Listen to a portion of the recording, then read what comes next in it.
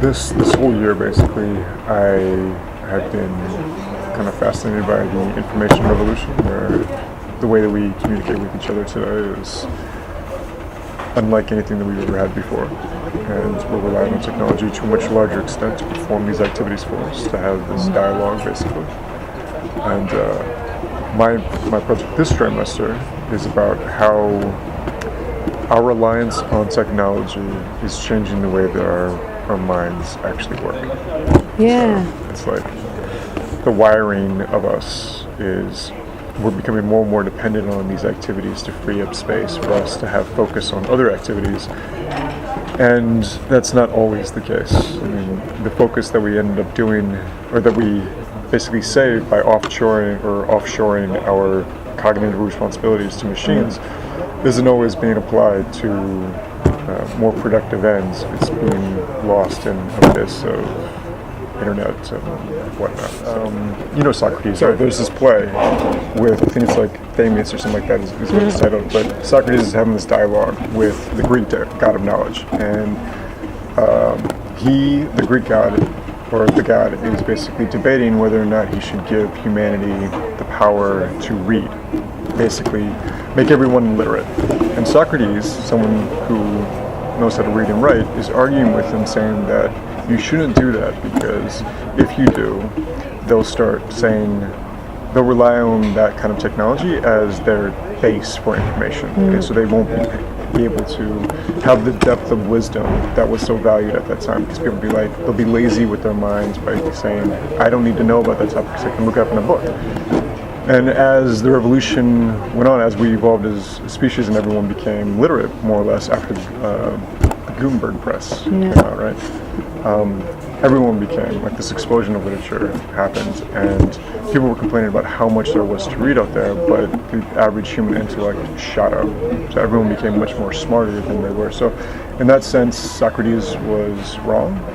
But then when you compare it to today, with how we use the internet so much, it's weird, the studies that have happened where they actually show that we're taking steps back in our minds rather than forward. So it's like we're so much more easily prone to distraction now.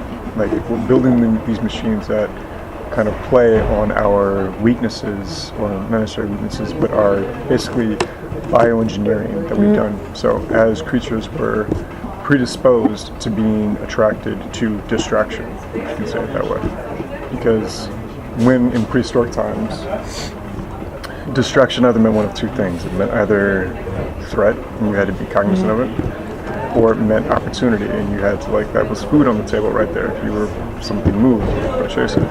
And so we built we honed down that ability to be aware of everything that was going on around us. And it wasn't until we actually had to train our minds, to focus our minds to reading something in a linear format, that we were able to really explode our intellect. And now, with the advent of the internet and these hyperlinks and all these things get down, you can sit down in front of a computer and forget why you sat down there 20 minutes later and feel like you've got nothing accomplished. People, some professors that teach literature on a college level for doctorates, complain about getting their students to read books, how difficult it is for them to read books, even though they're in a literary degree.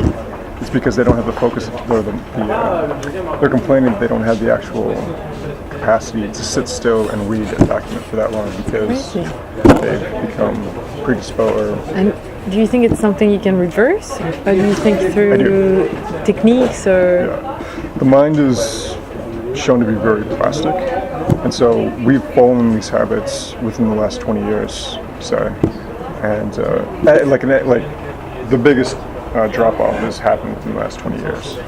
And if it can happen that fast, then you can turn it around just as quickly too. Yeah. Is it something that our species just evolves like that, or is it the society somehow? What do you think? Some people that make the case say that, you're more prone to distraction and less reliant upon attention, but that's just the way that our species is going to evolve. That's just how it is. And other people are like, we shouldn't take that for granted. I mean, it's not necessarily a given that we have to become less focused mindset, or have a less focused mindset. It's more like people make the case it's not only important as to, the fact that we evolve into something, we should be asking the question what it is that we're evolving into.